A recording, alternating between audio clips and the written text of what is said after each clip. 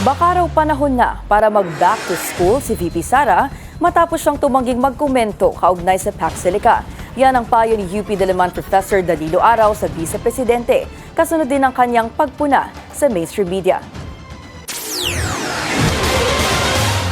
Kulang sa news literacy ang Vice Presidente ayon kay University of the Philippines Diliman Journalism Professor Danilo Araw kaugnay ng pagkukumpara ni Vice President Sara Duterte sa media ng Pilipinas at mga mamamahayag sa ibang bansa. Natanong kasi si VP Sara ng isang kilalang Duterte-allied content creator kung ano ang tingin niya sa umano'y nakasanayan na ng mainstream media na pasamain ang mga Duterte sa balita. Sinabi ng bise na kung hanggang ganito lang daw ang kakayahan ng Philippine media, walang kaunlaran sa bansa.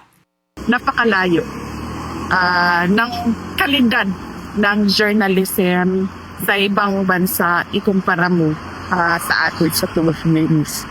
Sa atin sa Pilipinas, nakita nyo ang example kung paano maglahad, present ng balita ang ating media outlets. And unfortunately, kung gagawin talaga natin araw-araw na Diyos ang pera, wala talagang pagbabago na mangyayari sa ating bansa. Sa journalism man, sa mainstream media man, o sa iba't ibang aspeto. Payo ng propesor, magsisimula na raw ang journalism classes sa UP at Polytechnic University of the Philippines. Baka raw senyalis na ito ng bise para pag-aralan ng media at ang Pax Silica. Pax Silica? Hindi ma'am, Pax Silica.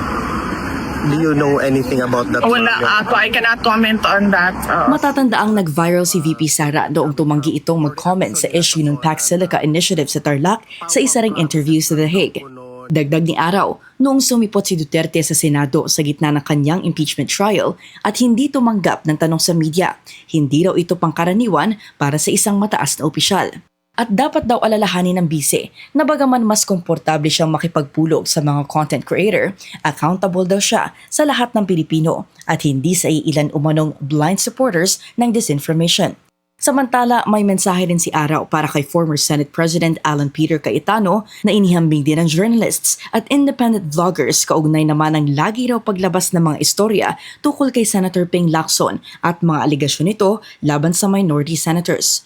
Kay Senator Lacson, everyday nag-tweet, may ghost, baka hindi ghost, double appropriation, baka isang picture, baka ganito. Araw-araw, nasa lahat ng dyaryo, nasa news.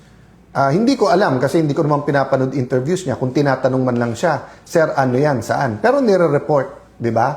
So, wag din magtaka yung mga kapatid nating sa traditional media, sa mainstream media, kung bakit mas marami ang may tiwala ngayon sa independent vloggers. Patunay daw ang isa ring high-ranking official gaya ni Cayetano na kailangan ng media and information literacy sa mga paaralan. Dahil hindi raw naiintindihan ng senador ang trabaho ng media na responsibilidad i-report ang lahat ng alegasyon ng korupsyon at nakay Cayetano na rin daw ang pagtanggi sa mga ito gamit ang sarili niyang ebidensya. Ang video statement na ito ng senador ay tungkol pa rin sa umano'y pagkuyog sa minorya gamit ang kamay ng batas. Sa tila pag-lecture ng propesor kina Senador Cayetano at VP Sara, pinayuhan pa nito ang bise na bilang isang elected official, marapat lang daw na humarap siya sa publiko at sa media from time to time.